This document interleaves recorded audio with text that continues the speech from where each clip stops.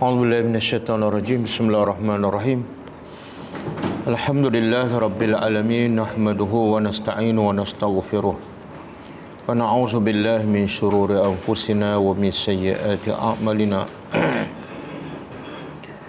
May yahdihillahu fala mudilla lahu wa may yudlil fala hadiya lahu. Asyhadu an la ilaha illallah wahdahu la syarika lahu wa asyhadu anna Muhammadan abduhu wa rasuluh. Subhanaka la ilma lana illa ma 'allamtana innaka antal alimul hakim. Allahumma 'allimna ma yanfa'una wanfa'na bima 'allamtana wa zidna ilma.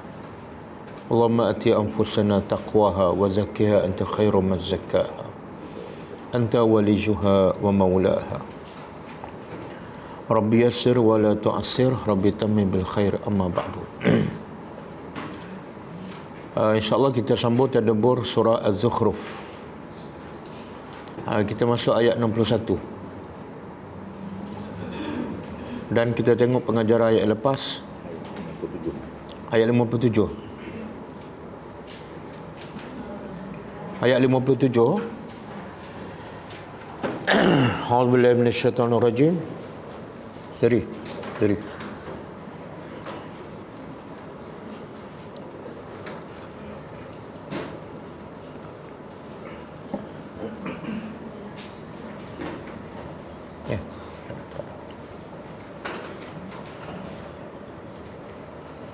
ayat 57. A'udzubillahi minasyaitonirrajim. Walamma duriba ibnu Maryam masala idza qaumuka minhu yasiddun. Maksudnya dan tatkala telah dibuat contoh Isa ibnu Maryam sebagai satu perumpamaan, iaitu Isa adalah hamba Allah dan Rasulnya, maka tiba-tiba kaum engkau bersorak, menjerit. Pengajarannya pertama,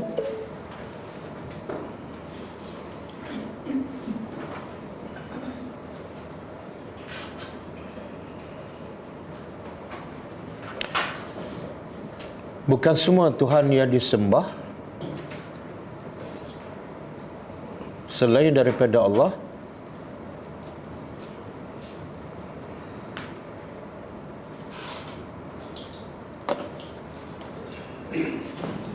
adalah dibakar di dalam neraka.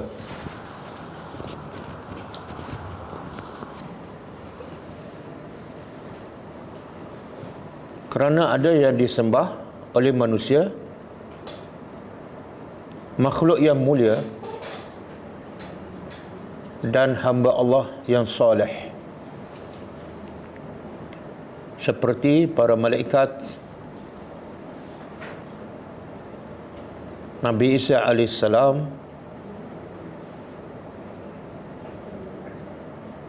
dan Uzair.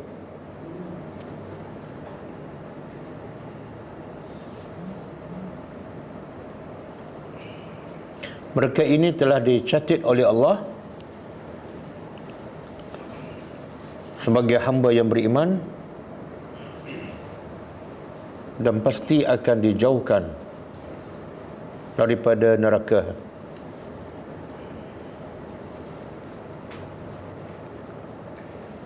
Yang kedua,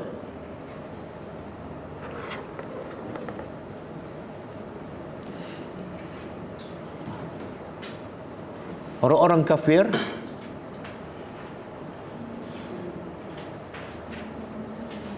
suka menjadikan hujah daripada kitab Allah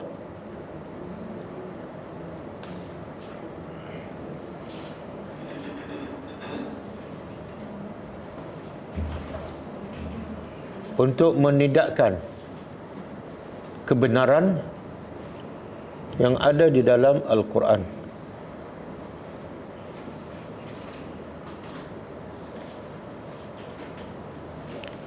Dalam keadaan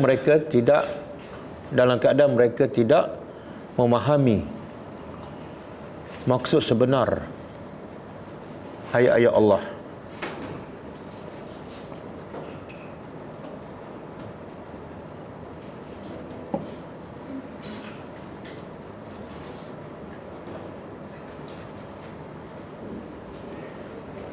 Okey, ayat 58.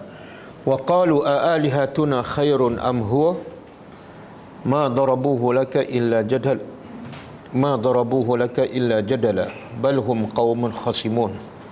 Maksudnya, dan mereka tidak berkata, iaitu orang musyrikin, adakah Tuhan-Tuhan kami lebih baik ataupun dia, iaitu Nabi Isa AS. Tidaklah mereka membuat contoh kepada engkau melainkan hanya untuk berdebat. Bahkan mereka adalah kaum yang suka bergaduh, bertengkar. Pengajarannya, pertama,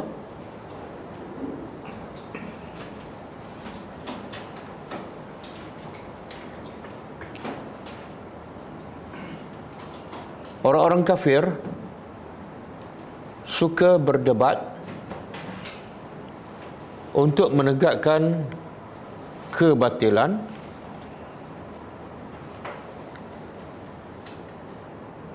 dan menghapuskan kebenaran.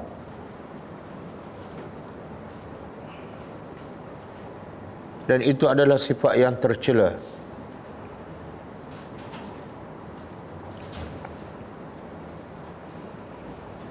Yang kedua,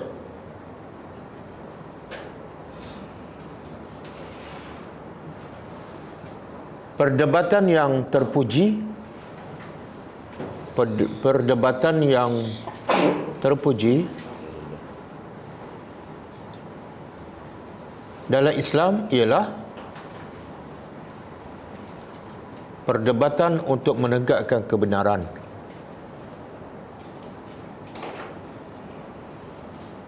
Berdasarkan dalil-dalil yang soleh, yang sahih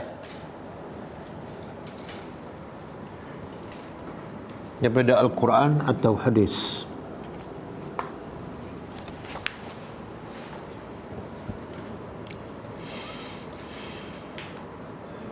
Yang ketiga, antara manusia yang paling dibenci oleh Allah ialah orang yang suka berdebat tanpa apa-apa faedah.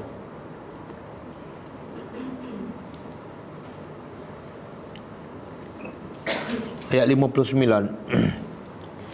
In huwa illa 'abdun an'amna 'alaihi wa ja'alnahu masalan li bani Israel.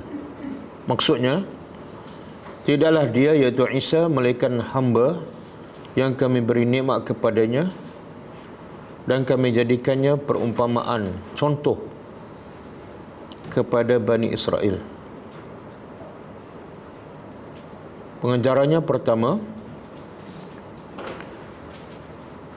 manusia yang paling dicintai oleh Allah, bahkan paling mulia di sisinya, ialah manusia yang diberi ilmu kebenaran, sehingga dia dapat mengenali Allah dan hanya menyembah Allah sahaja.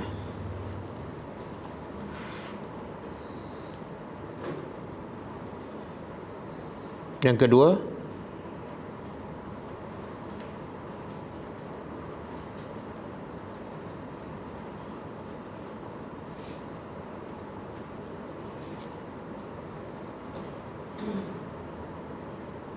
Nabi Isa adalah sebagai hamba, bukan anak Allah dan bukan Tuhan. Bahkan Allah muliakan Nabi Isa dengan menjadikannya seorang Nabi dan sebagai contoh kepada Bani Israel.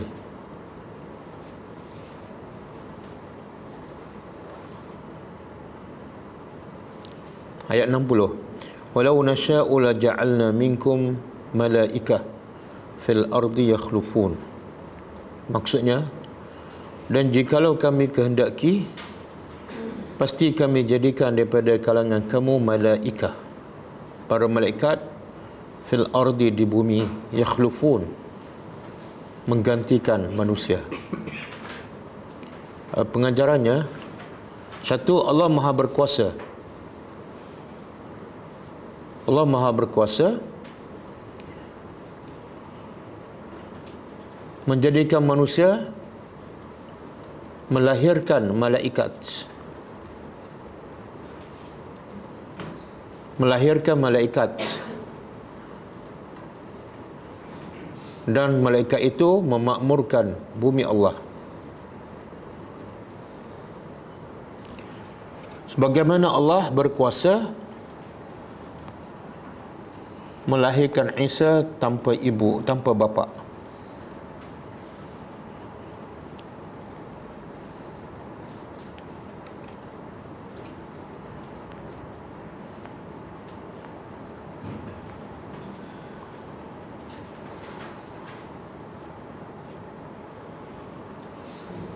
Yang kedua,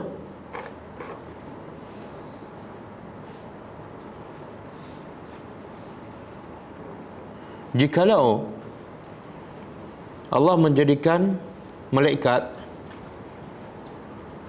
penduduk di bumi, maka Allah akan utuskan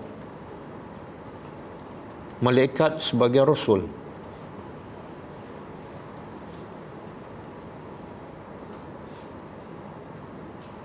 Tetapi ketetapan Allah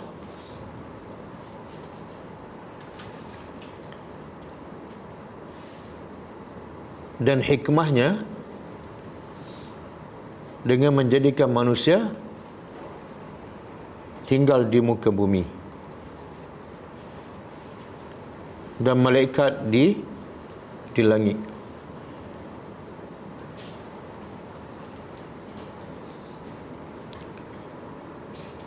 Okey, kita tengok tanda buah ayat seterusnya.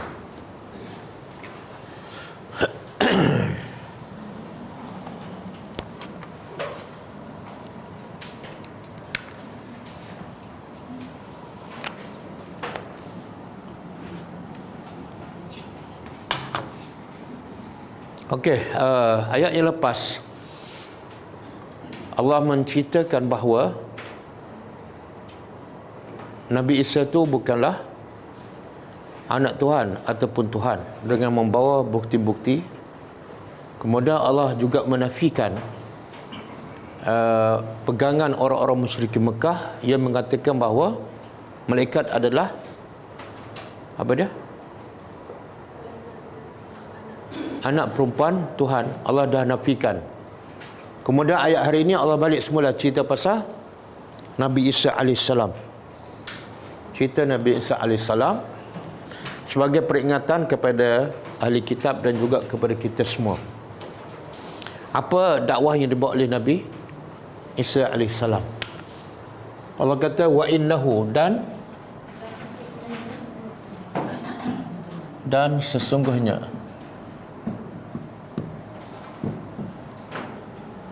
ia, hu tu ia,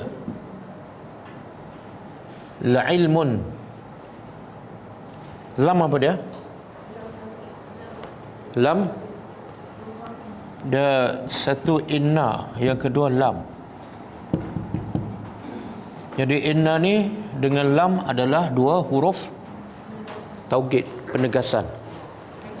Sebagaimana dalam surah Wal Asri kan, innal insana la fi khusrin. Jadi dua harfu taukid. Di sini pun sama.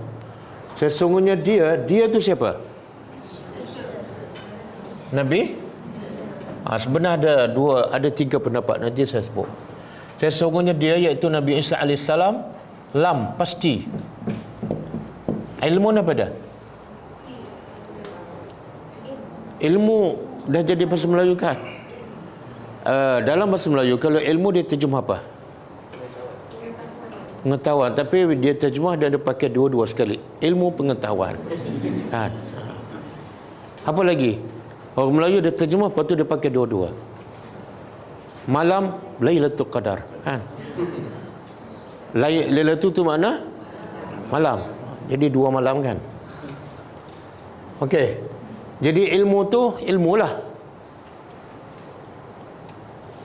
Ada satu lagi bacaan la'alamun. Ini bacaan Ibn Abbas. La'alamun. Kalau alamun makna dia alamat. Tapi kalau ilmu, ilmulah. Allah nak beritahu apa ni? Sesungguhnya Nabi Isa tu pasti ilmu. Ilmu apa? Ilmu lisa'ah, bagi sa'ah ni salah satu nama kiamat. Bagi dekatnya kiamat. Dekatnya kiamat. Okey, kita tengok dulu apa makna ilmu. Ilmulah. Iaitu kan Allah beritahu dalam Quran dan juga dalam hadis yang sahih, Nabi Isa akan diturunkan, kan? Bila tu? Dekat. Makna bila Nabi Isa turun, orang akan tahu, orang akan berilmu. Apa dia? Kiamat dah dekat. Sebab tu Allah kata la ilmun. Dengan turunnya Nabi Isa, orang dapat maklumat, oh kiamat dah dekat. Okey? Kalau baca la alamun, tanda. Pun betul, bila Nabi Isa dah turun, itu tanda dekatnya kiamat. Kan hadis sahih mengatakan di akhir dekat kiamat Allah turunkan Nabi Isa. Dan sebelum tu Masihud Dajjal. Kemudian bila Nabi Isa turun, Nabi Isa menetapkan jizyah. Jizyah ni macam cukai lah. Membunuh khinzir, memecahkan salib. Dan masa tu tidak ada seorang pun mereka beriman kepada Allah. Semua beriman. Dan lepas tu Nabi Isa membunuh. Nabi Isa digelarkan juga Al-Masih. Ad-Dajjal pun dia juga digelar Al-Masih. Dua-dua Al-Masih. Tapi apa makna Al-Masih yang ada pada Nabi Isa dan apa makna Al-Masih yang ada pada Dajjal? Apa dia? Siapa nak bagi tahu? Pasal apa tak ingat? Sebab banyak makan, kan? Kalau nak makan banyak pun makanlah kismis, supaya kuat ingatan. Apa dah? Kita baca doa masa tayat akhir. Allahumma inni a'udzubika min azabil jahannam wa min azabil qabri wa min Masihid Dajjal, kan? Masihid Dajjal.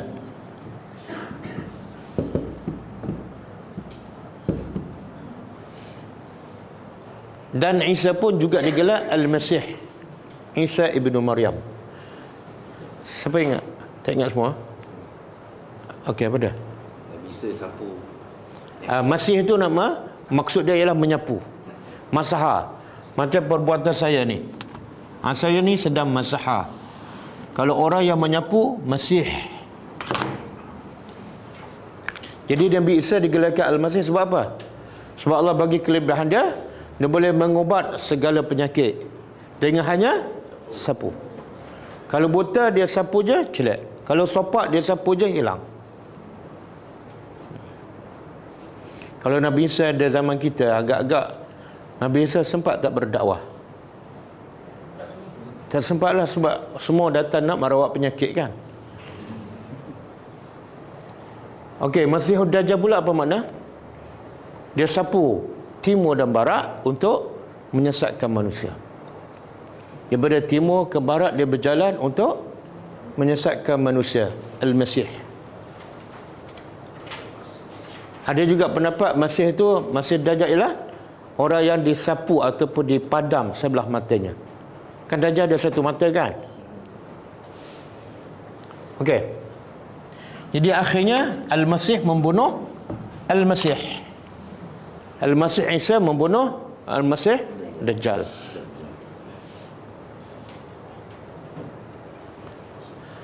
Okey.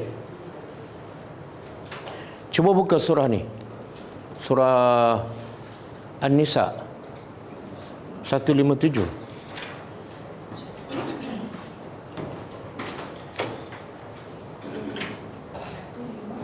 Tujuh. Cuba tengok apa dia permulaan ayat. Wa qawlihim inna qatalnal masihi al-masiha Isa ibnu Maryam. Apa dia? Rasulullah. Apalah ayat ni panjang. Cuba baca. Baca dan terjemahan ataupun baca terjemah aja. Wa qaulihim, kata-kata mereka iaitu orang Nasara, inna qatalna, sesungguhnya kami telah membunuh Al-Masih Isa. Ini Al-Masih Isa. Mereka mendakwa mereka bunuh Isa ibn Maryam yang merupakan Rasulullah. Lepas tu kuat sikit. Padahal mereka tidak membunuhnya, akan tetapi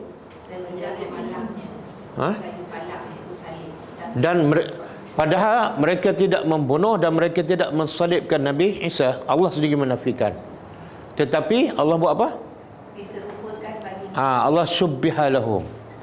Allah menjadikan seorang lelaki rupa dia macam Nabi Isa, dan orang tu yang dibunuh bukan Nabi Isa. Kemudian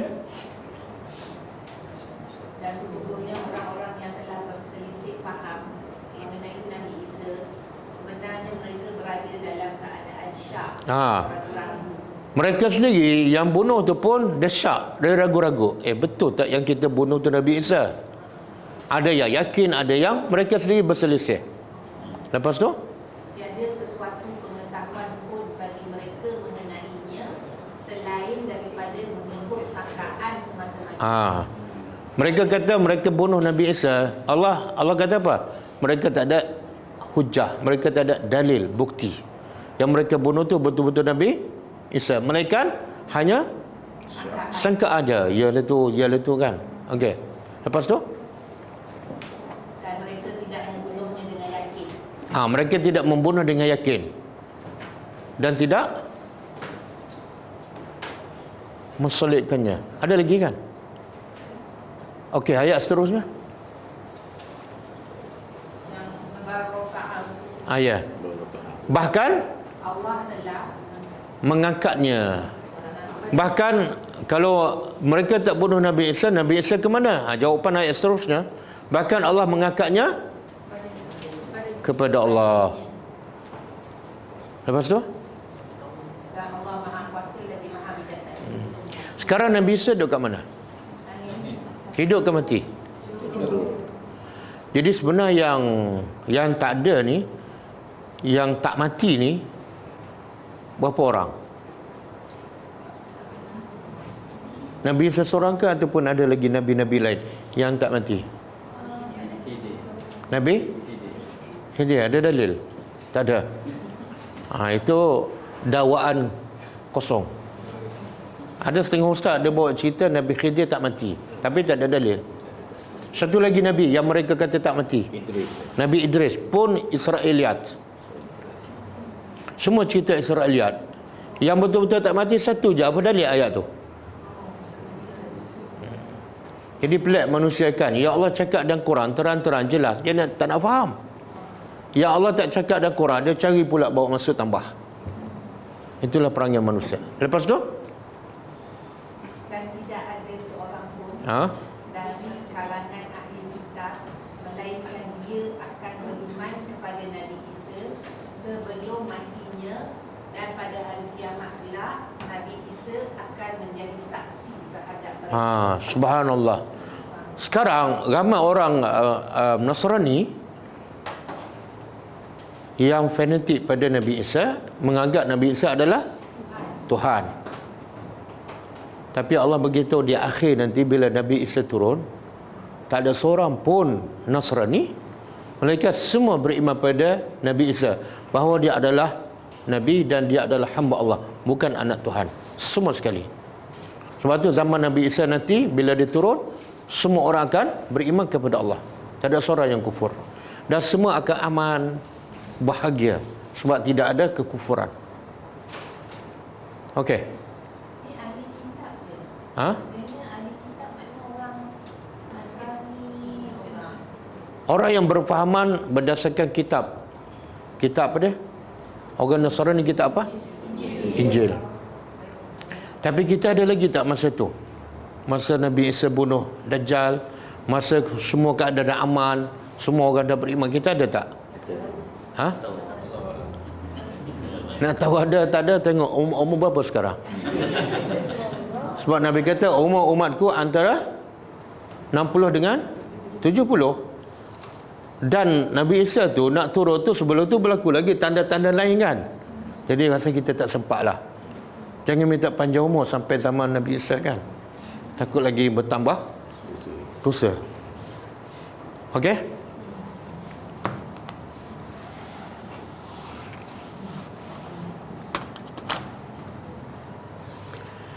Nabi Isa diangkat ke langit, roh saja ke ataupun dengan jasad? Ataupun jasad saja tanpa roh? Dengan jasad ini. Dengan Jasad. roh dan jasad. Dia buat apa sekarang? Nabi Isa sedang buat apa? Duk relax ke apa tu? Ha? Jangan tanya Nabi Isa buat apa. Kamu sekarang buat apa? Bukan urusan kita, bukan urusan kita. Okey, kemudian Allah kata fala tamtaruna, maka janganlah tamtaruna, engkau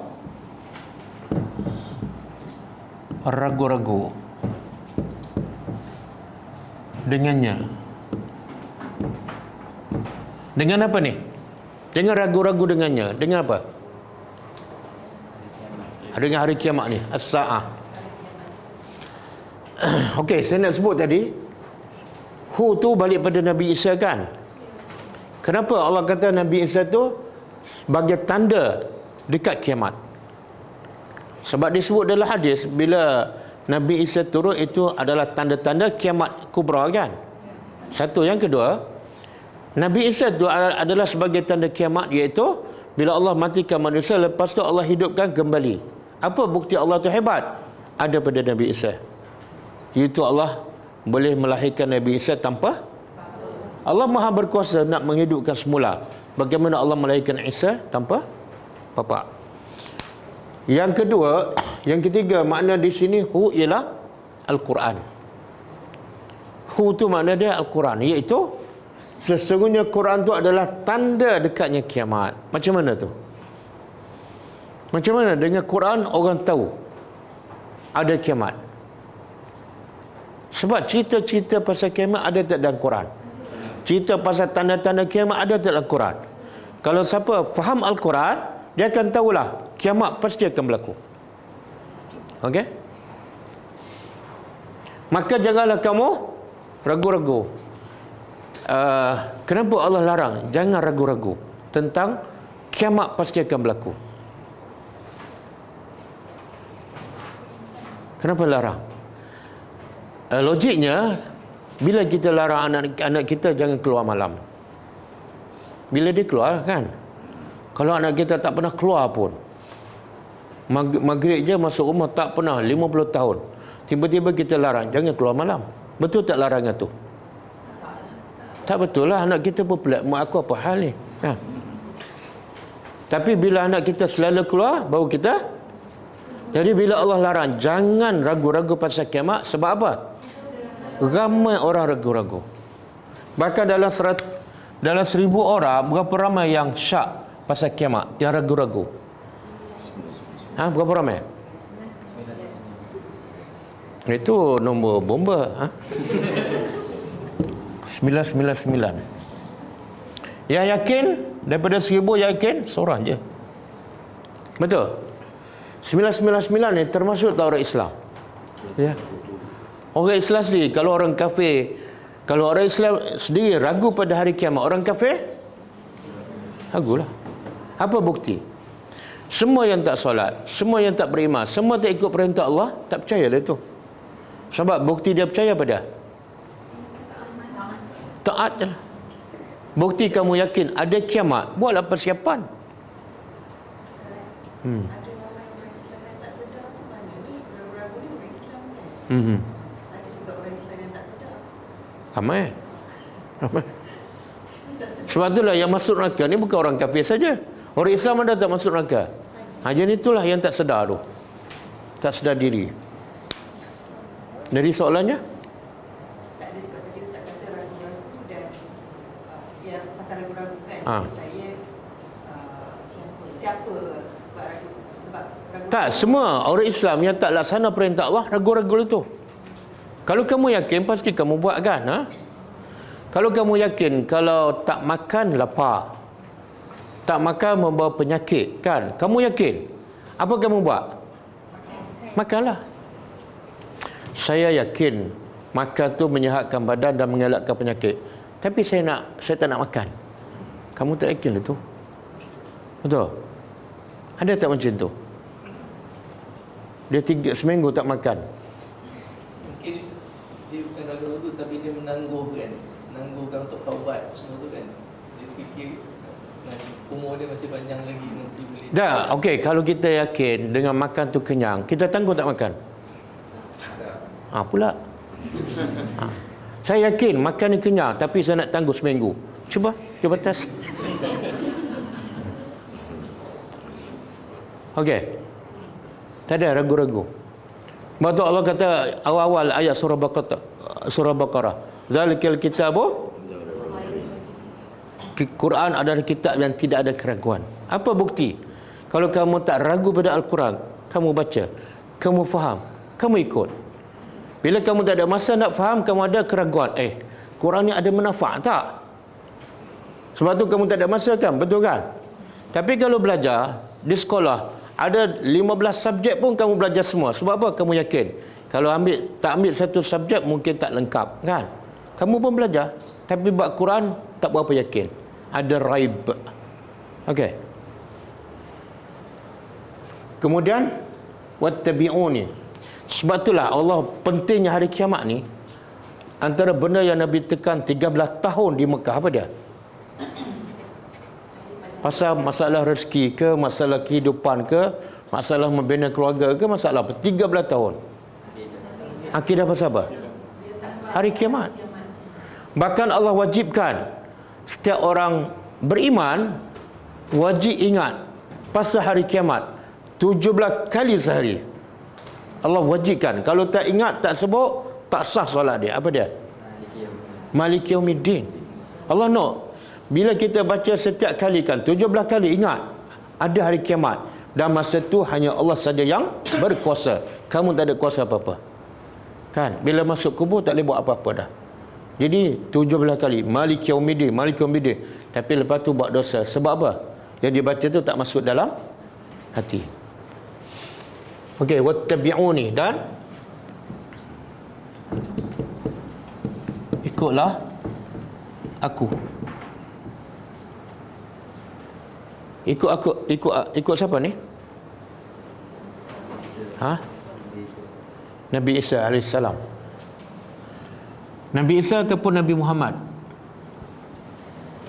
Yang pentingnya apa dia? Setiap Nabi kena ikut, bukan sambut. Nabi kena ikut, bukan sambut. Siapa suruh kamu sambut-sambut ni? Sahabat pun tak sambut kan? Sahabat ikut je. Fattabi'uni. Jadi ikut aku. Kenapa kena ikut aku? Sebab ini adalah sirat, jalan yang lurus.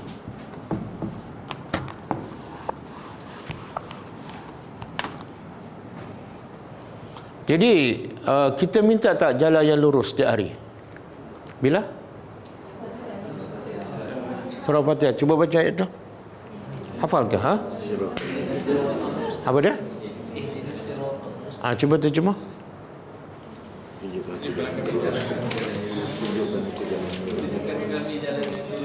Tunjuklah kami jalan yang lurus. Apa jalan yang lurus? Ha? Apa jalan yang lurus?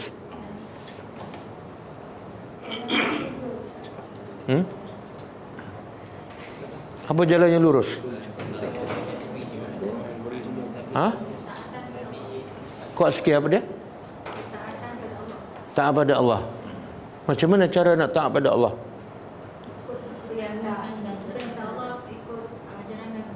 Macam mana nak ikut perintah Allah dan ajaran Nabi? Berilmu dan amalkan. Berilmu dan Beramal. tapi Allah sebut lepas tu kan, tunjuklah kami jalan yang lurus. Jalan yang mana? Siratal lazina an'amta alaihim. Jalan yang engkau bagi nikmat pada mereka. Jadi jalan lurus yang kami minta ni ialah jalan yang engkau bagi nikmat pada mereka. Okey, sekarang soalan, siapa mereka tu? An'amta alaihim, siapa? Ha? Mikail mesti tahu, berkawan dengan Jibril kan? Apa dia?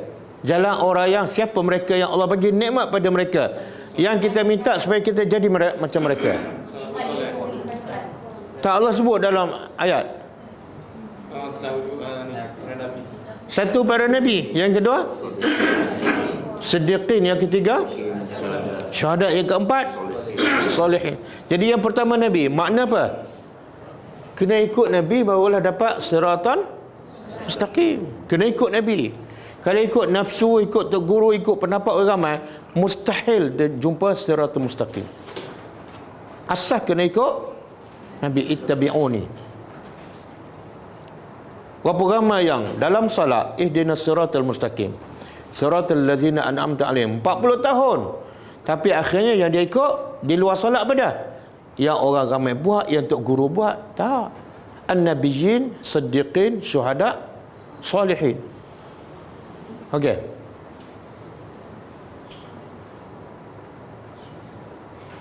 Itu dakwah seorang lelaki dalam surah Yasin. Bila dia datang daripada kota yang jauh untuk berdakwah pada penduduk negeri itu yang kafir, apa mesej dakwah dia? Dalam surah Yasin.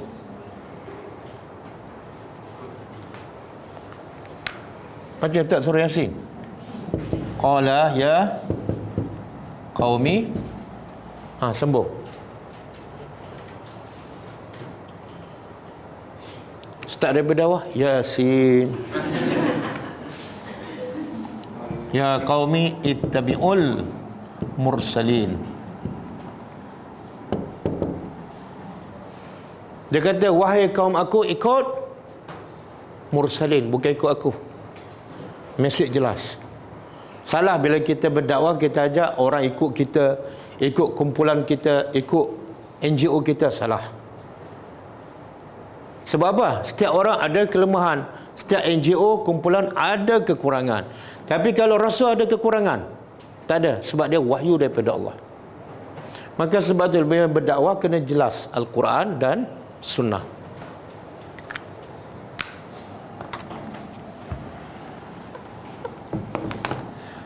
Okey. Dan sirat. Sirat ni saya pernah beritahu, tidak dinamakan sirat melainkan luas dan lurus. Kalau tariq berbeza. Tariq ni kadang-kadang sempit, kadang-kadang luas, kadang-kadang lurus, kadang-kadang tak. Itu tariq. Tapi kalau sebut sirat mesti luas dan lurus. Apa faedah dia? Kalau jalan tu luas dan lurus, pasti cepat sampai. Sebab apa? Lurus. Tapi kalau bengkang, bengkok, pergi ambil yang tu, ambil yang ni kan, semua ilmu dia ambil, dia tak sampai. Itu kalau lurus. Kalau luas, kita duduk jalan sempit dengan jalan yang luas, mana lebih tenang? Maksud apa? Bila dia terima Islam sepenuhnya, jiwa dia akan tenang, bahagia, sebagaimana dia duduk jalan yang luas. Okey. Kemudian tengok Allah sebut, jangan ragu-ragu pasal hari kiamat. Jangan tuduh Nabi Isa Tuhan ataupun anak Tuhan. Kemudian Allah beritahu apa yang menyebabkan manusia masih ragu-ragu pasal hari kiamat, pasal kebenaran Nabi Isa, pasal kebenaran Nabi Muhammad. Apa puncanya? Ayat seterusnya, wala yasuddannakum, dan janganlah menghalang kamu. Dia ada taukid di sini. Siapa tahu? Siapa belajar bahasa Arab? Ada tak taukid dalam ayat ini? Wala yasuddannakum. Sabdu. Dia panggil apa tu? Sabdu dengan syiddah. Sabdu bahasa Melayu, syiddah bahasa Arab. Dia panggil apa tu? Tak apa, tak boleh jawab, tak apa. Sebab bahasa Arab tak belajar kan? Dia panggil nun at-taukid. Nun at-taukid. Nun, huruf nun lah. Taukid, penegasan. Saya bagi contoh.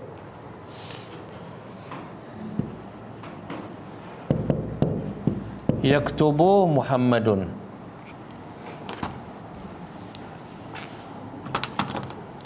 Yaktubu Muhammadun. Okey? Cuba terjemah ayat ni. Cuba terjemah.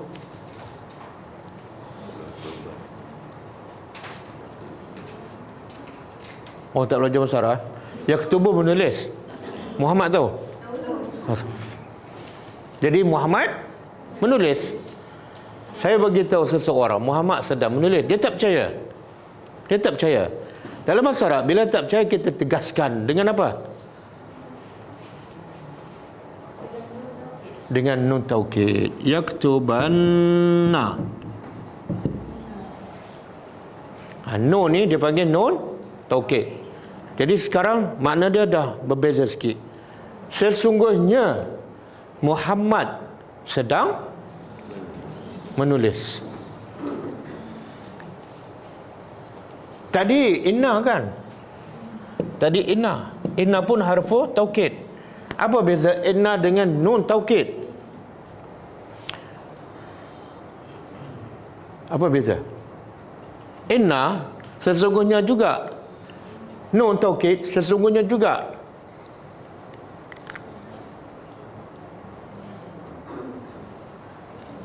Siapa jawab betul ni saya bagi cuti seminggu. Oh, tak nak jawab. Cuti kerja. Ha? Cuti kerja.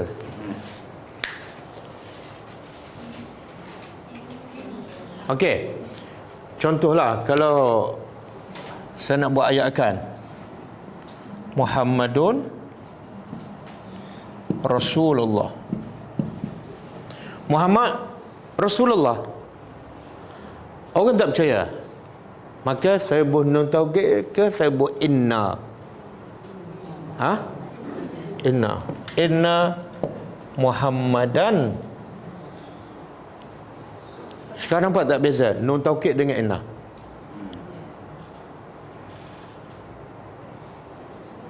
Tak nampak? Satu? Betul. Dia kalau perbuatan kena taukid dengan nun. Kalau isim, ni isim kan? Muhammad ni isim. Kena taukid dengan inna. Mudah kan? Jelas? Bahasa Arab mudah je. Kita je buat payah. Sebab tu dia kata inna al-insan. Kenapa inna? Sebab insan isim, kata nama. Okey, sekarang yasuddanna. Kenapa nun taukid bukan inna? Sebab yasuddanna fa'il. Allah kata apa? Jangan, terjemah dia apa? Sekali-kali menghalang kamu. Jangan sekali-kali menghalang kamu oleh syaitan.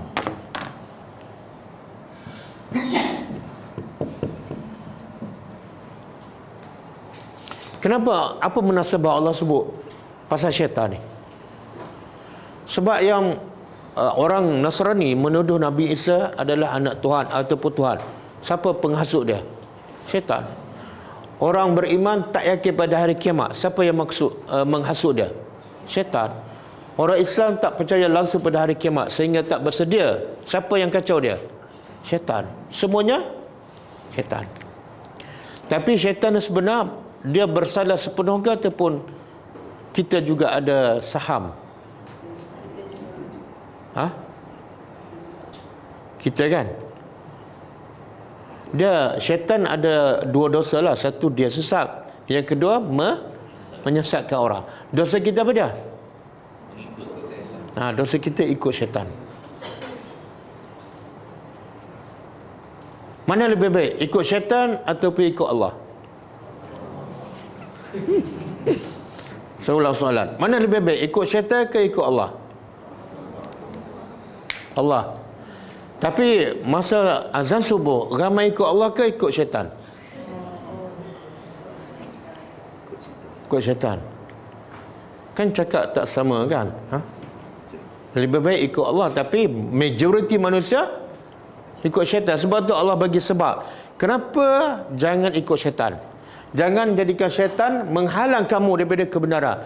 Kenapa? Sebabnya innahu, Sesungguhnya dia ni syaitan. Sekarang Allah guna inna, bukan nun taukid. Sebab apa? Sebab hu tu isim, ganti nama dia kan. Allah begitu sebab. Kenapa jangan kamu ditipu oleh syaitan? Sebab apa? Sebab dia lakum, bagi kamu adalah aduun, musuh. Bukan setakat musuh, tapi musuh yang, apa maksud musuh yang nyata? Sebelum ni kita nak tahu apa definisi musuh. Apa definisi musuh? Bila orang tu dikatakan musuh? Pertama yang dapat BMA plus jawab soalan. Apa definisi musuh? Menjauhkan? Manakala suami kita tak bagi kita pergi kelas agama, dia adalah musuh. Tak.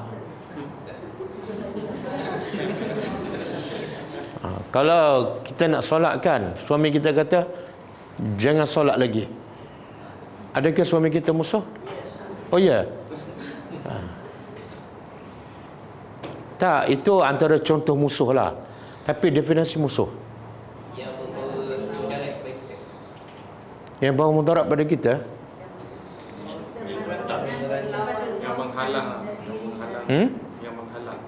yang menghalang. Dia tak salah, tapi yang lebih tepat apa dia? Musuh ialah dengar baik-baik. Lepas ni kena betul-betul siapa musuh kita. Musuh ialah bila kita dapat benda baik dia tak suka. Bila kita dapat benda jahat dia melompat, itu musuh. Faham tak? Syaitan bila kita nak beriman dia sangat-sangat tak suka, mengamuk dia. Tapi bila kita buat benda jahat dia melompat, buat majlis kenduri. Kenapa? Kawan tu tak solat. Itulah musuh. Apalah pergi kelas agama ni, bukan kaya pun. Itu musuh tu. Tengok-tengok suami kita kan. Okey, musuh lawan musuh beda. Kawan. Apa definisi kawan? Terbalik.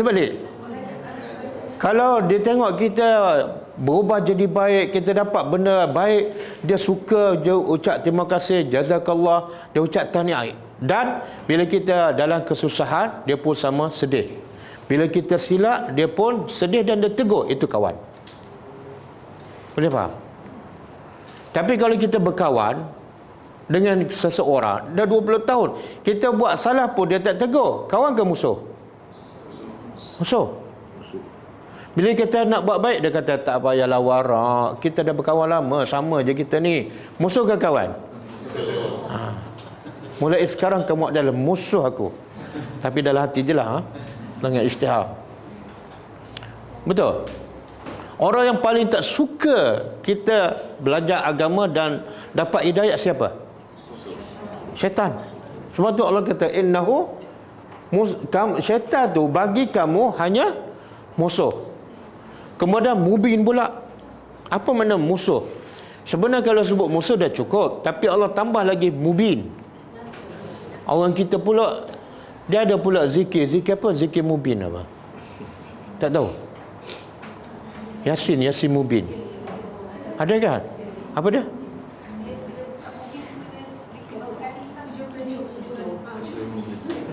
Dia faham tak apa makna mubin?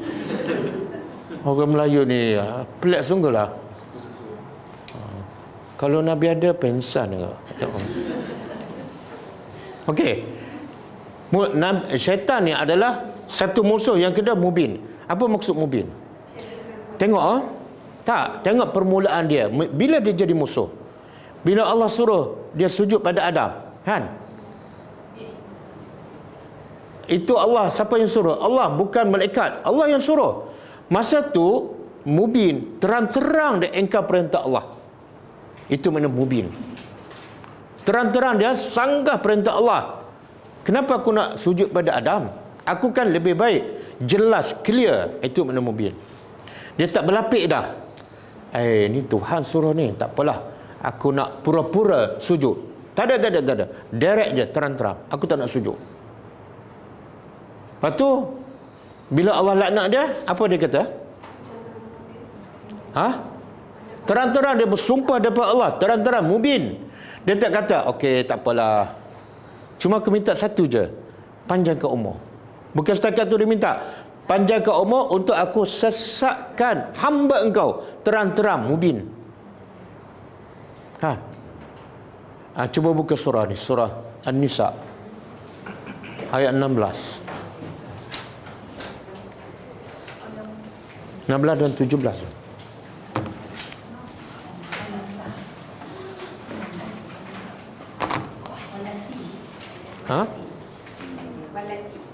Walati.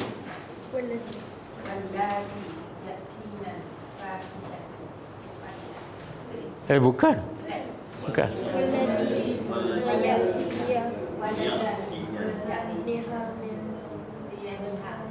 Surah apa tu? Bukan, surah Al-A'raf.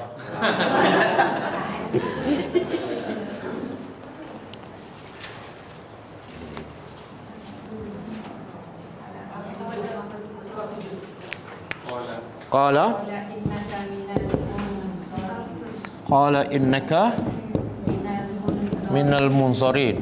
Okey, lepas tu? Qala fa bi izzatika, kan? Fabima.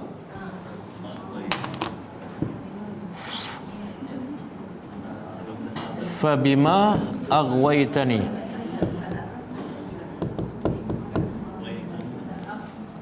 La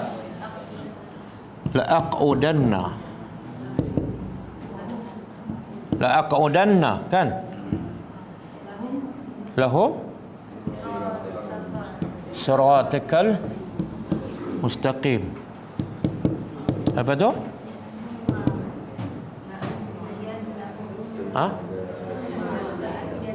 Wala atiyannahum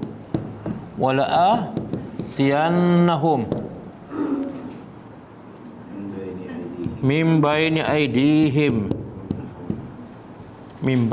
aydihim wa min khalfihim wa an aymanihim wa an syama'ilihim.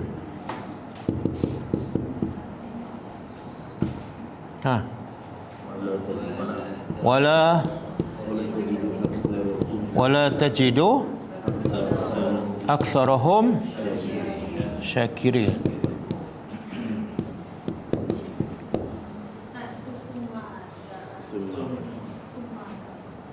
Mana ni? Ni. Mustaqim. Okey, sini. Summa. Dah betul dah. Okey. Cuba tengok apa kata syaitan. Musuh yang mubin. Dia kata apa? Bila Allah melaknat dia sebab dia tak sujud pada Adam, maka dia minta apa? Minta panjang umur. Allah makbul tak doa dia? Allah kata apa? Allah berkata, innaka, sesungguhnya engkau minal munzarin, daripada orang yang ditangguh. Maknanya cepat tak Allah makbulkan doa iblis? Doa kita cepat ke lambat Allah makbulkan? Siapa lebih baik, iblis ke kita? Lah, saya tanya soalan. Pengajarannya apa? Pengajarannya apa?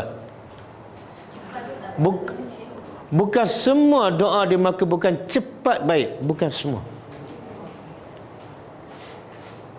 Dan Nabi Yaqub hilang anak kan, Nabi Yusuf, sampai buta mata. Dia berdoa tak minta Allah kembalikan. Allah makbulkan terus ataupun lama baru makbulkan? Bagus tak untuk Nabi Yaqub? Bagus ke tak? Tengok tak berani jawab. Bagus ke tak? Baguslah. Allah yang lambatkan. Bila datang daripada Allah semua bagus. Apa yang bagus? Kalau Allah pulangkan terus Nabi Yusuf, balik bergaduh lagi adik-beradik dia. Kan? Tak mati-mati ya. Betul tak? Dan adik dia lagi tak berubah. Tapi Allah biarkan sampai jadi menteri. Adik-beradik dia pula datang minta sedekah. Tengok akhlak Nabi Yusuf. Ya Allah, sampai tahap ni dia tak balas dendam walaupun ada kuasa. Akhirnya adik-beradik dia berubah. Bagus tak Allah lambatkan makbul doa Nabi Yaqub? Dan bagus tak Allah cepatkan makbul doa iblis? Tengok tak mana jawab. Baguslah. Apa yang Allah takdirkan semua bagus.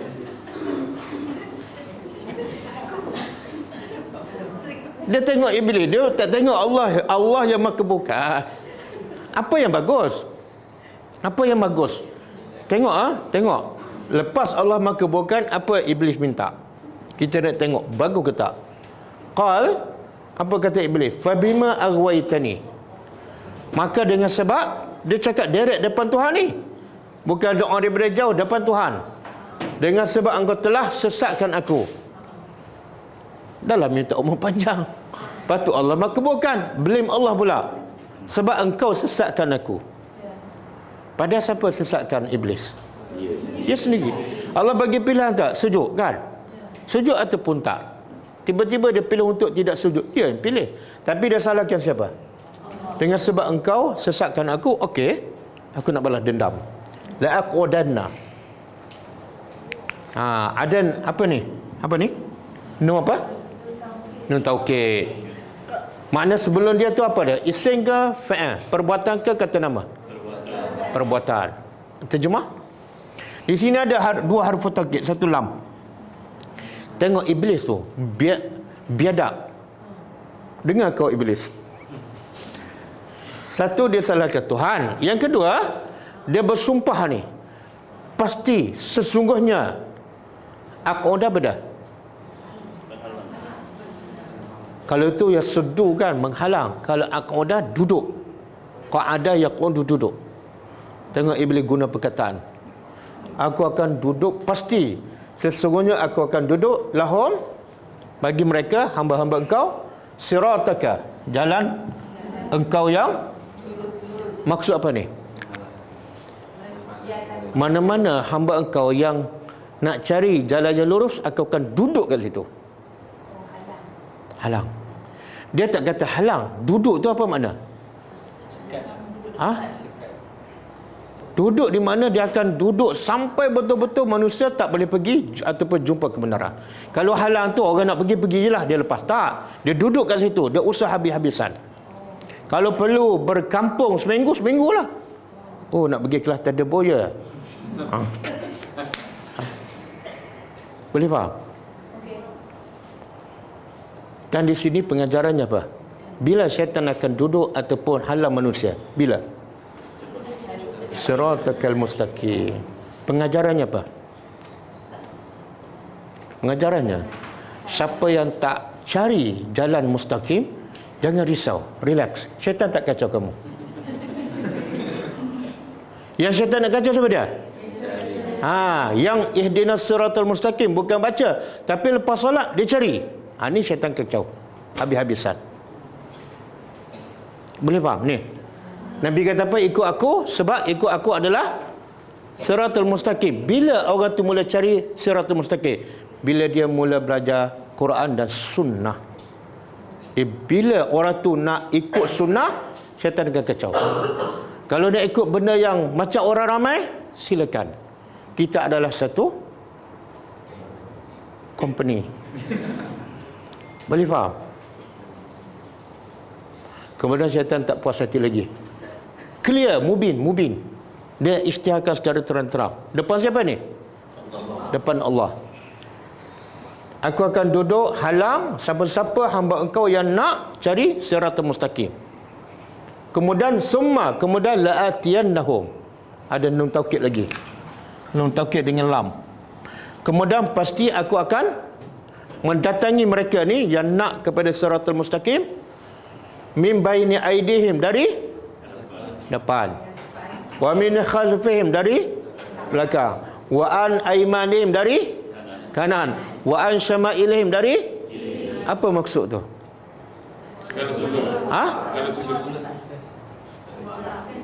Jangan kita lurus benda je. Daripada atas syaitan tak datang. Kita pun buat maksiat atas kapal terbang kan. Dan maksud ayat ni apa dah? Apa yang syaitan nak beritahu? Aku akan guna semua cara.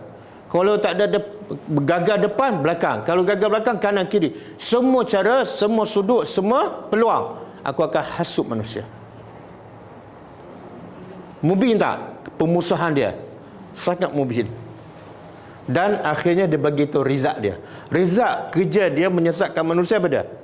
Dia bagi tahu pada Tuhan. Wala tajidu, dan dia kata engkau Tuhan, engkau tak akan dapati hamba-hamba engkau ni setelah aku sesatkan kebanyakan mereka menjadi orang yang bersyukur. Tak ada. Engkau tak akan jumpa kebanyakan hamba engkau bersyukur. Makna sebaliknya, kebanyakannya kufur. Sedikit sekali hamba engkau yang, tengoklah dia cakap siapa? Mubin. Boleh faham? Sekarang orang dah bergaduh dengan orang kan, syaitan relax je, tepuk tangan. Jangan bagi cuti pada iblis dan syaitan. Dengan kita sama-sama bergaduh, syaitan lagi suka memudahkan kerja dia. Boleh faham? Ayat yang termasuk yang 3 tu Ustaz. Yang maksud dia tak nak bagi kita beramal. Nombor 2 dia bila nak beramal, dia nak suruh kita syirik. Ya. Nombor 3 kalau antara cara dia, pertama dia hasut orang supaya jangan sembah Allah, jangan beramal soleh. Kalau orang tu nak beramal juga, dia tak akan putus asa. Dia pastikan beramal tapi tak ikhlas. Kerana orang, kerana musim kan. Kalau orang tu dah ikhlas juga, dia akan pastikan apa? Dalam ikhlas ada syirik. Buat kerana Allah tapi bila ada orang lama sikit berdiri kan, asalnya kerana Allah. Kalau orang tu betul-betul ikhlas 100% kerana Allah, sampai dapat pahala, syaitan akan hasut lagi. Apa dia? Ungkit. Lepas tahu dia cerita, awak tahu tak bila mula saya solat duha ni kan? Kononnya nak suruh orang ikut dia lah kan. Kamu ada masalah kan, ikut aku. Aku sejak berlaku peristiwa ni, aku berubah. Dan sejak itulah aku bangun malam. Akhirnya solat malam dia ni, kanan, kiri, atas, bawah. Jadi debu Ustaz. Jadi debu lah. Bila tengok benda tu halus kan. Sebab tu Nabi kata syirik yang paling bahaya ialah syirik khafiyun.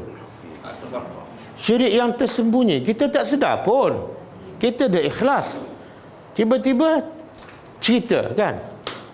Kita rasa kita nak bagi nasihat pada dia. Kita rasa supaya dia jadikan kita sebagai contoh. Betul tak? Yang jadi debu tu Ustaz, dia ayat ada kaitan dengan surah Al-Kahfi yang 106. Ya, betul. Dan juga surah Al-Furqan.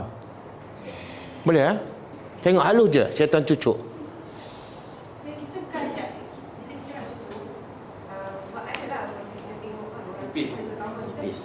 macam nak mengajak kita kepada kebaikan. Betul? Macam solat duha sebab apa kan yang pasal sedekah tu ataupun tahajud nanti mungkin tak selesai masalah tapi boleh tenang. Bukankah itu macam mengajak kita untuk melakukan kebaikan? Tak, sebenarnya kita nak ajak dia buat kebaikan ke kita nak bagi tahu kita buat kebaikan tu? Dua benda berbeza tu. Itu depends on that orang tu lah kan sama ada dia share. Tak. Okey, kalau kita nak ajak dia buat kebaikan, apa perlu kita cerita hal kita? Apa perlu? Betul? Pengalaman lah. Contoh. Oh, kita pun baru pengalaman seminggu je berubah pun. Ha? Tak, saya nak bagi tahu sebab tu ulama kata kalau nak buat contoh, buatlah contoh orang mati. Sebab orang mati confirm tak akan riak. Sebab dia mati dah. Boleh faham tak?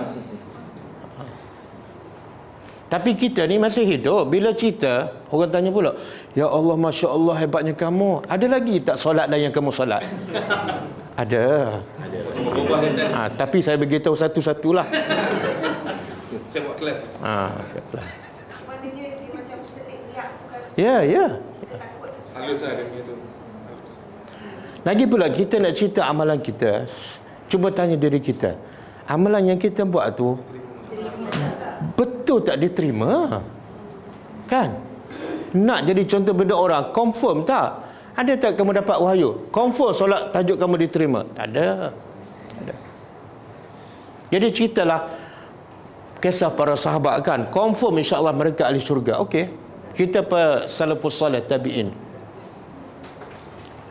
Satunya apa? Lupakanlah yang benda kita dapat. Benda-benda yang batu kaedah terbaik, apa kebaikan kita buat sebaik-baik lupakan. Dan apa kejahatan orang buat pada kita pun lupakan. Kalau tak, hati membengkak kan? Walaupun benda tu menyakitkan kan?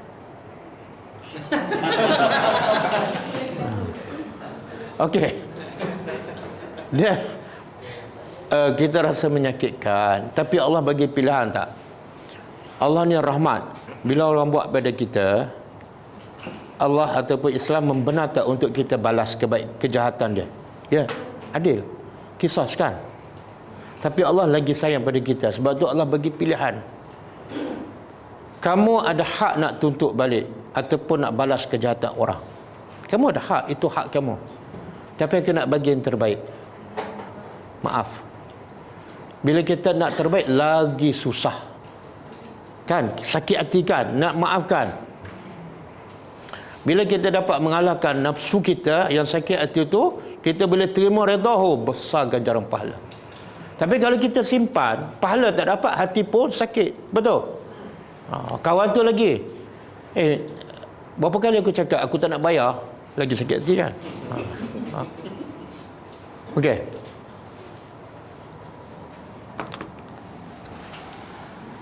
Jadi target syaitan apa dia? Dia nak menyesatkan dengan berbagai cara. Targetnya apa?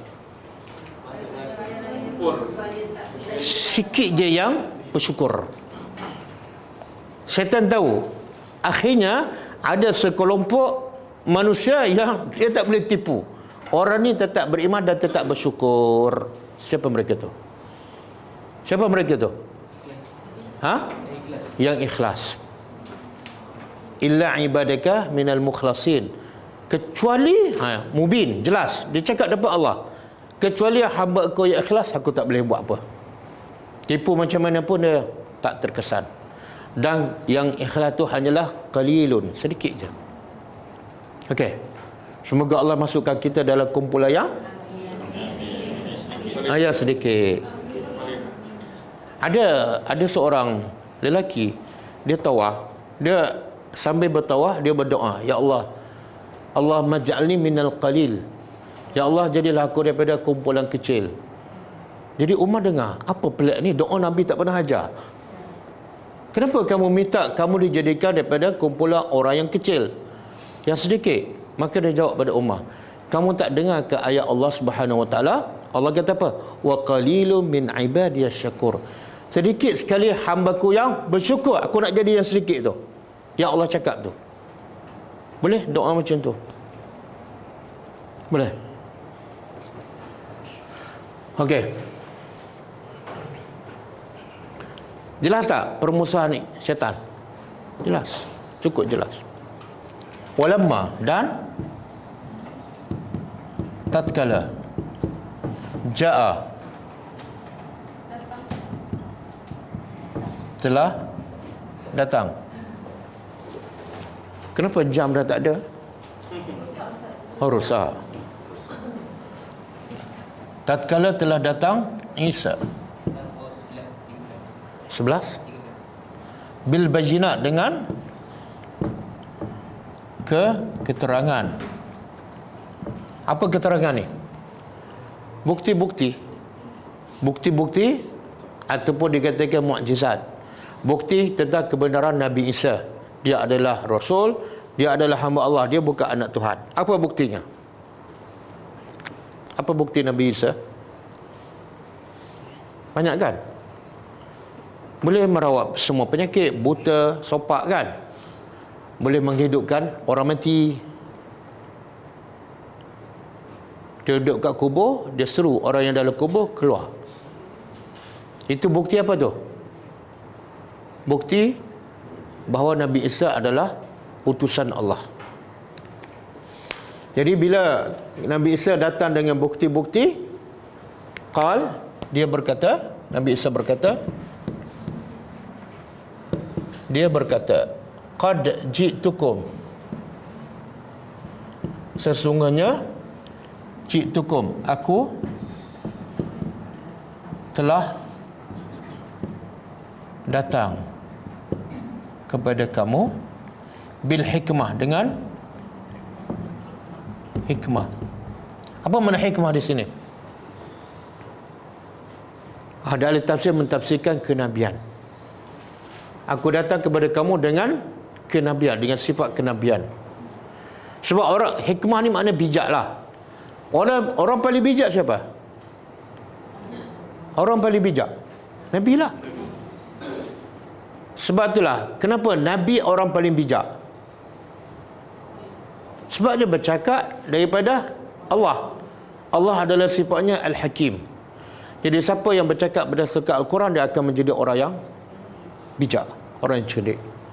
Jadi aku telah datang pada kamu bil hikmah, dan wali ubayyina, dan pasti aku akan terangkan lakum, bagi kamu, ba'dallazi, sebahagian allazi, yang kamu berselisih fihi, padanya. Yang kamu berselisih padanya. Ada ahli tafsir mengatakan urusan dunia dan urusan agama. Dan ada ahli tafsir mengatakan berselisih ni dalam yang Nabi Isa akan terangkan ialah perselisihan tentang agama sahaja. Tentang dunia Nabi tak terangkan. Sebab itulah Nabi kita SAW bila pergi ke Madinah, Nabi tengok orang Madinah bercucuk tanam kan. Nabi pun bagi teori, kawinkan pokok kan. Tapi akhirnya jadi ke tak? Tak jadi. Tengok-tengok lagi teruk. Maka akhirnya Nabi kata apa? Antum a'lamu bi umuri dunyakum. Kamu lebih tahu pasal urusan dunia kamu. Silakan. Nak buat macam mana, nak tanam macam mana, nak buat rumah macam mana, silakan. Kamu lebih tahu. Tapi ana a'lamu bi umuri dinikum. Aku lebih tahu urusan agama. Jangan memandai-mandai. Boleh? Kita bebas tak nak buat rumah 3 segi ke 4 segi ke 1 tiang? Bebas. Silakan. Tapi kalau buat ibadat, jangan tukar tambah. Sebab yang paling tahu ialah Nabi. Jadi antara fungsi Nabi, termasuklah Nabi Isa, ialah menerangkan sebahagian yang kamu berselisih. Termasuklah umat kaum Nabi Isa berselisih tentang diri dia. Ada yang kata Nabi Isa anak Tuhan. Ada yang kata Nabi Isa Tuhan, bukan anak. Ada yang mengatakan Trinity kan. Jadi Nabi Isa jelaskan fihi, dan ada juga perselisihan ini ialah melibatkan orang Yahudi. Orang Yahudi secara umumnya kufur kepada Nabi Isa. orang Yahudi. Dan orang Nasrani pula fanatik kepada Nabi Isa. Yahudi kufur, Nasrani fanatik. Dua-dua tak betul. Fattaqullah, maka bertakwalah kepada Allah. Wa ati'uni, dan taatlah kamu. Ni menunjukkan apa? Kepadaku. Tengok tak cukup bertakwa pada Allah, ada satu lagi. Apa dia? Taat pada aku. Kenapa? Kan cukup dah, takwa pada Allah cukuplah. Kenapa kena ada satu lagi? Taat pada aku. Kenapa? Macam mana kamu nak taat pada Allah sedangkan perintah Allah kadang-kadang umum, tak lengkap kan? Allah suruh solat. Solat macam mana? Nabi. Jadi takwa pada Allah ikut cara bertakwa, cara beribadat, taat pada Nabi. Sallu kama ra'aitumuni. Allah kata bahawa aqimus solat, dirikan solat. Kita pun tanya, macam mana nak solat? Nabi kata apa? Sallu kama ra'aitumuni usalli. Hendaklah kamu solat, ya Allah perintah, tapi solat cara apa?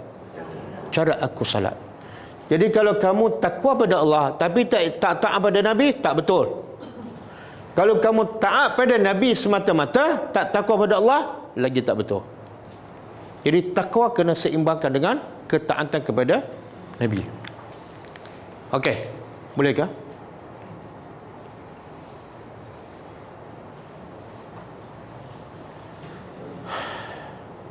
Ada soalan?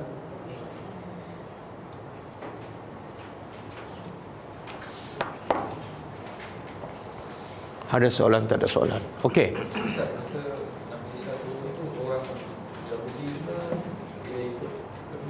Semua. Zaman Nabi Isa, semua akan beriman. Tidak ada seorang pun melainkan beriman.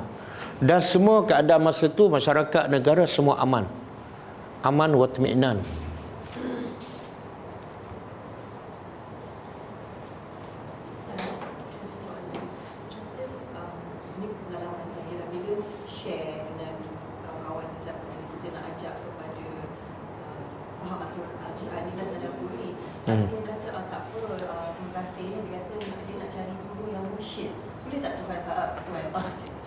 Ustaz tolong explain apa maksud dia. Mungkin pahaman orang Melayu ni, dia kata dia nak cari guru yang mursyid tu satu yang nampak alim, pakai jubah. Dia, bila kita nak share ilmu tu, tapi begitu dia, Abu Jahal pakai jubah tau. Abu Jahal pakai serban. Tahu tak? Dan Nabi kata apa? Kebanyakan manusia, penyebab utama manusia masuk syurga pada sebab utama ramai manusia masuk syurga, takwa dan akhlak yang baik, bukan pakaian. Jadi cuba tanya dia, apa maksud mursyid sebenar? Apa maksud mursyid? Serban besar? Tak apalah, minggu depan saya pakai serban besar. Salah tu. sebab pemahaman dia guru yang mursyid tu apa yang dia nampak. Tak, pemahaman dia ke tak kefahaman. Cuba tanya apa makna mursyid. Mursyid ni ialah daripada perkataan rusyd. Rusyd. Rusyd apa makna? Petunjuk. Ada Allah sebut dalam surah Baqarah, la ikraha fid din. Sambung. Sambung. Nanti suruh dia sambung. Ada tak perkataan mursyid ke rusyd di dalam Quran? Kalau tak ada, tanya guru mursyid tu, ada tak? La ikraha fid din qad tabayyana ar-rusydu minal ghayy. Tidak ada paksaan dalam agama. Sebab apa? Qad tabayyana, telah jelas ar-rusydu, petunjuk daripada Allah cukup jelas, minal ghayy, dibanding dengan kesesatan. Sebab itulah bukti Allah tu esa, bukti Allah saja berhak disembah, cukup jelas. Jadi tak perlu kita paksa orang kafir. Kalau dia tak beriman tu bukan mana bukti tak jelas, tapi sebab degil, kan? Jadi rusydi mana petunjuk. Mursyid ialah orang yang boleh pimpin orang tu sehingga dikenal Tuhan. sehingga dia faham Al-Quran, sehingga dia beramal dengan sunnah Nabi. Itulah guru mursyid. Tapi semakin belajar, semakin mengaruk, semakin jauh daripada sunnah Nabi, itu bukan mursyid. Itu menyesatkan. Mursyid semakin membawa kita kepada Al-Quran. Semakin kita kenal Allah, ibadat kita semakin lazat, semakin seronok. Okey? Ada soalan lain? Okey, saya nak ambil masa 5 minit. Mungkin ada sebahagian tahu 2-3 hari ni ada posting yang ada macam tak tahu. Bila tanya yang mana tu tak tahulah tu.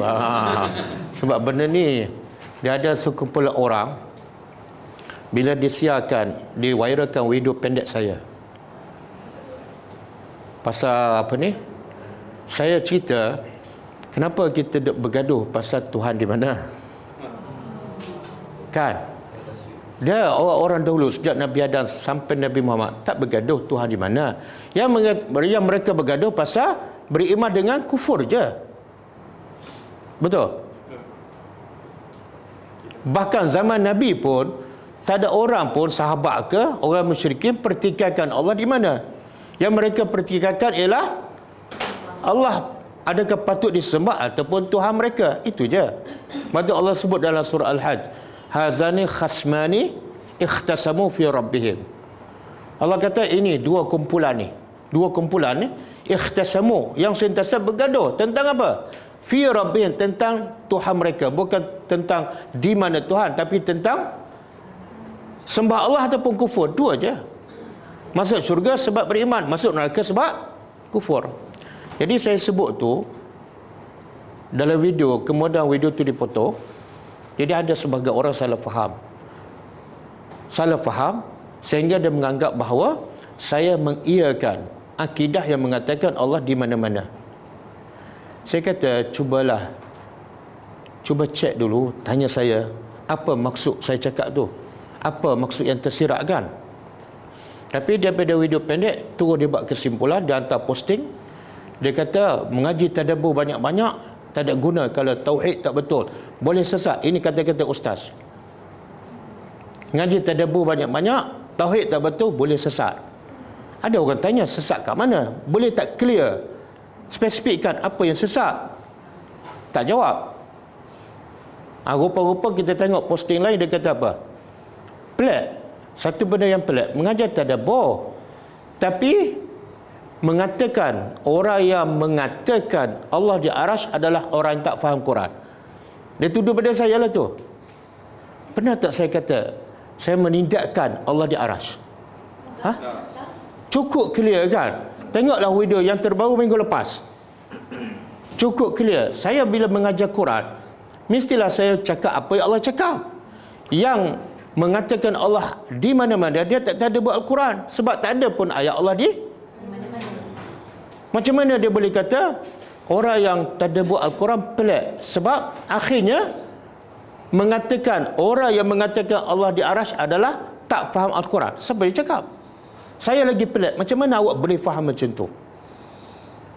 Jadi isu dia dengan video pendek tu, dia tak bertanya saya maksud yang sebenar. Dia pun buat posting sehingga dia pentaksub dia mengatakan inilah tadabbur, tak betul, tak ada faedah. Saya setuju dengan siapa ni? Pagi tadi Kapten Hafiz, dia mesej saya, dia tanya saya, ustaz, saya nak faham apa maksud ustaz dalam video pendek tu, sebab ramai orang attack saya.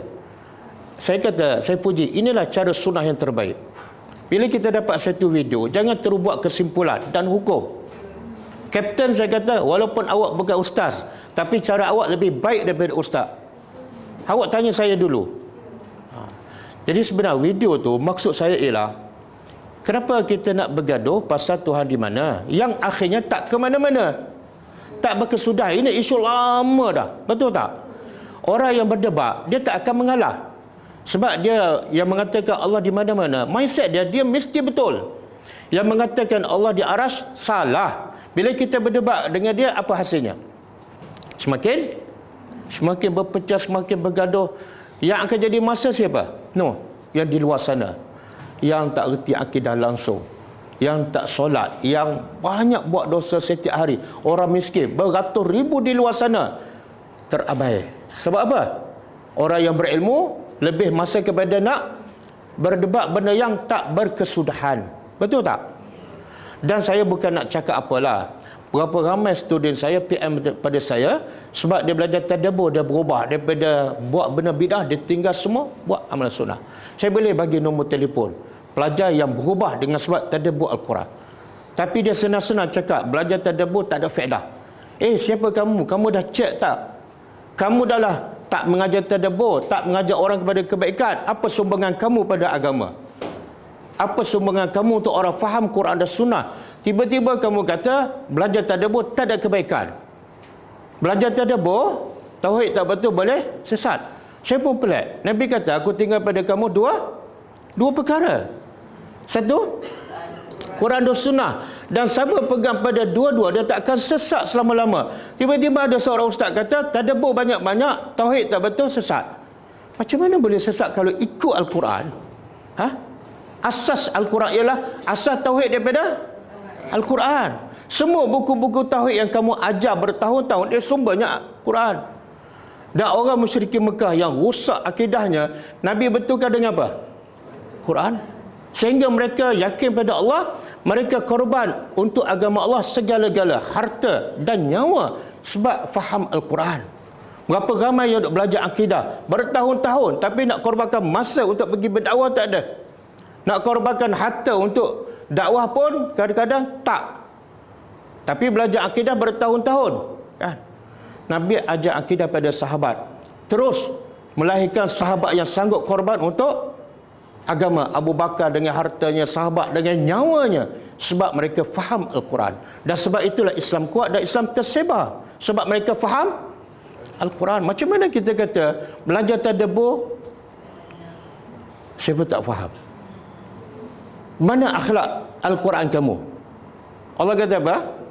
Ya ayyuhallazina amanu ijtanibu katsiran minaz-zanni. Wahai orang beriman, jauhlah kamu daripada bersangka buruk. Bila dapat satu video, jangan terus bersangka buruk. Betul tak? Saya tak cakap, tapi dia buat posting macam saya cakap. Tanya saya dulu.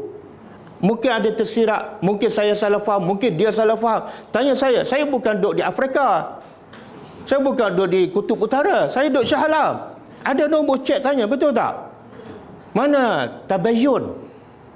Terus hantar posting dengan sebab posting kamu, dan kamu adalah ustaz. Dengan sebab posting kamu, semua orang salah faham. Pentaksub kamu menganggap saya tak betul. Dan mungkin ada pelajar tadabbur tinggal sebab posting kamu.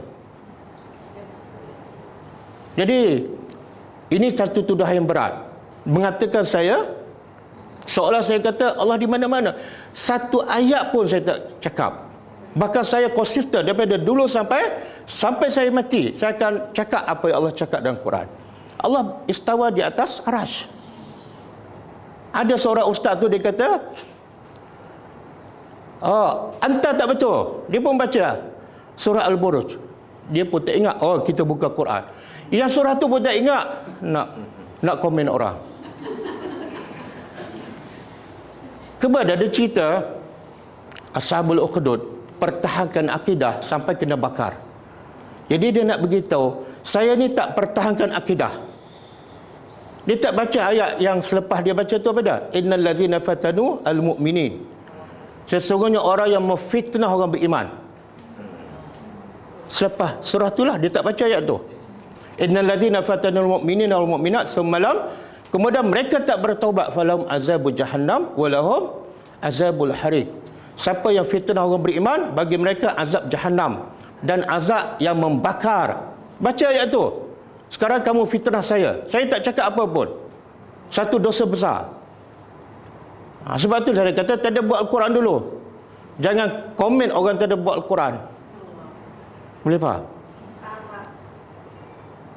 Saya bukan apa, video saya tu sebab banyak asatizah yang berilmu, banyak duduk dalam kelas, banyak buat live.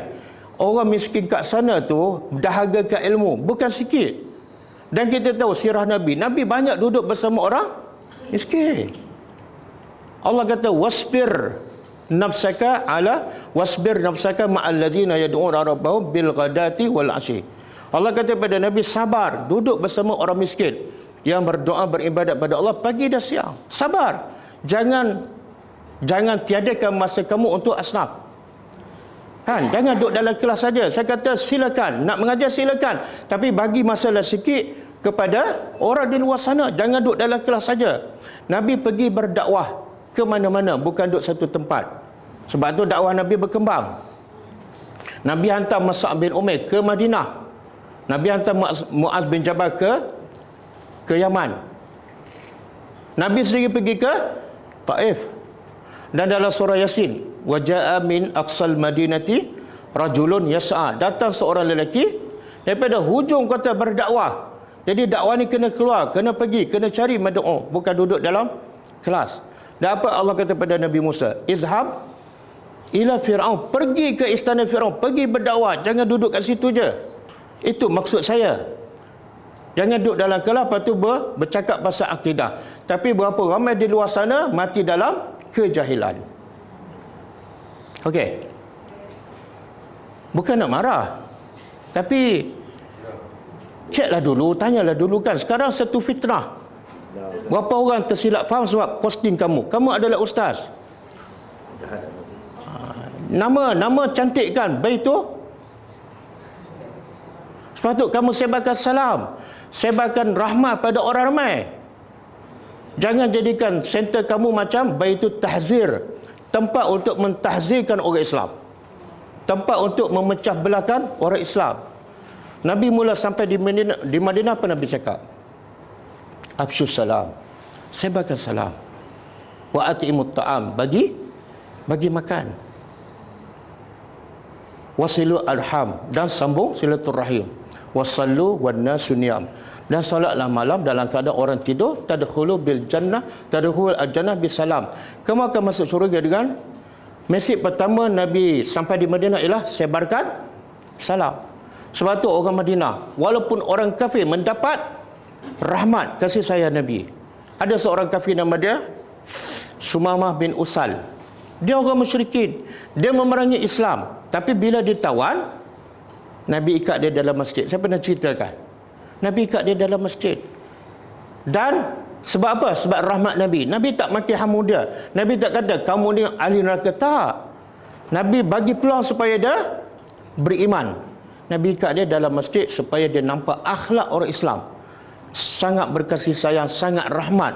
Akhirnya dengan akhlak itulah orang musyrikin mendapat rahmat daripada Nabi. Jadi bila kita buat kelas, buat center, biarlah kita ni penyebar rahmat, bukan penyebab kepada perpecahan. Okey? Wallahu a'lam. Kita sambung ke cukup setakat ni? Cukup ah? Cukup lah. Sebab pembaca hadis pun tak ada kan?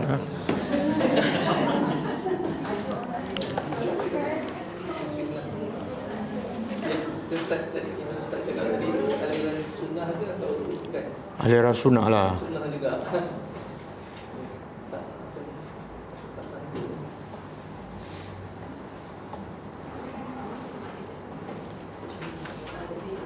Okey. Kita tutup dengan membaca tasbih kafarah. Subhanakallahumma wa bihamdika asyhadu an la ilaha illa anta astaghfiruka wa atubu ilaik. Assalamualaikum warahmatullahi wabarakatuh. كتاب الله ترق جنانه وتنى العظيم